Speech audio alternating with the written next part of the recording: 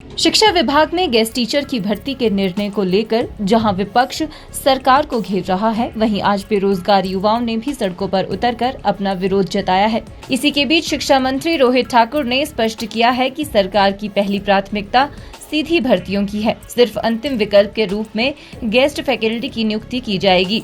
उन्होंने कहा कि गेस्ट फैकल्टी की नियुक्तियों से पहले इसके लिए SOP तैयार की जाएगी।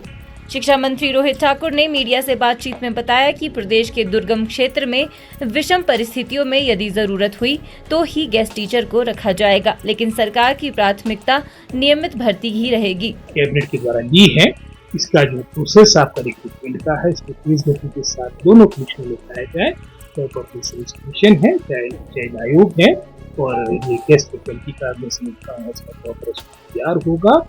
कैसे इसको कराकर उतारना ही देखा जाएगा, लेकिन जैसे पहले कहा पहली प्रायोरिटी डायरेक्ट है कि हम भरने वाले SOP बनेगी, उसके बाद अगर अभी इसकी SOP बनेगी कहाँ पर आवश्यकता है। और जैसे उदाहरण के तौर पे मैं डायरेक्ट रिक्रूटमेंट के अपने अनुभव आपसे शेयर कर रहा हूँ।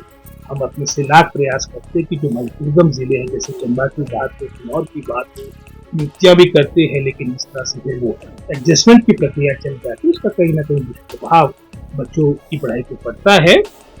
वो भी कोई इस तरह की बाधा ना आए, वो मैं समझता हूँ सरकार के संज्ञान में है। लेकिन जैसे मैं पहले कहा, पहली हमारी डायरेक्ट रिक्रूटमेंट है, जिन पर सेंक्शन ली है, उसको धरातल पे उतारे, उनकी जो रिक्रूटमेंट का प्रोसेस है शीघ्र मुकम्मल हो। शिक्षा मंत्री ने विभाग में विभिन्न भर्तियों का उल्लेख करते हुए कहा कि पिछले वर्ष भी प्रारंभिक शिक्षा में करीब 6000 भर्तियों को मंजूरी प्राप्त हुई थी, जिसमें 3200 पद भरे जा चुके हैं और 2800 पदों की प्रक्रिया जारी है। उन्होंने कहा कि 2500 पदों की भर्ती हमीरपुर चयन आयोग से होनी थी, पर पिछले करीब 1.5 सालों से भर्ती बाधित थी। पर चूंकि अब सब ठीक हो गया है तो जल्द ही इन पदों की प्रक्रिया शुरू कर दी जाएगी। उन्होंने स्पष्ट किया कि विभाग में विभिन्न भर्ती प्रक्रियाएं चलती रहेगी और गेस्ट टीचर की सेवाएं सिर्फ दूरदराज क्षेत्रों में अथवा विषम परिस्थितियों में अत्यधिक जरूरत होने पर ली जाएगी। इसके लिए पहले SOP तैयार की जा रही है। पहली प्राथमिकता है कि जो हमने डायरेक्ट रिक्रूटमेंट की पिछले वर्ष लगभग एलिमेंट्री एजुकेशन की बात करेंगे, लगभग 6000 के आसपास पदों की सेंक्शन ने प्राप्त की थी, जिसमें से लगभग 3200 के आसपास भी रिक्रूटमेंट हुई थी, उनको नियुक्तियां भी दी जा चुकी है।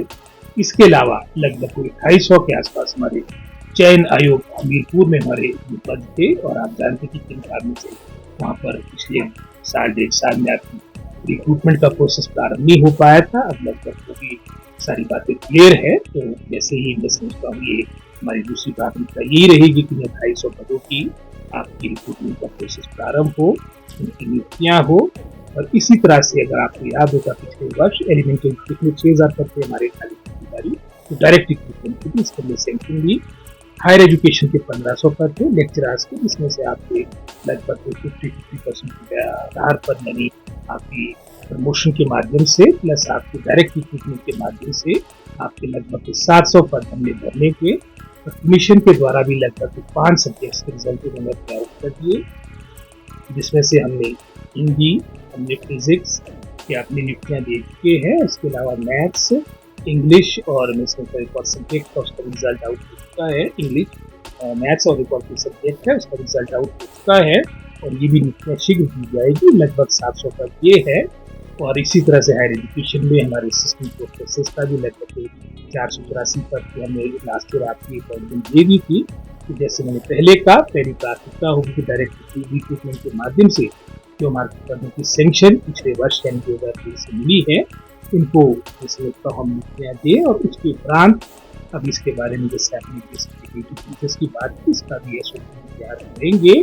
हिमाचल न्यूज़ 24/7 के लिए शिमला से सपना शर्मा और हरदेव कुमार की रिपोर्ट। आप देख रहे हैं हिमाचल न्यूज़।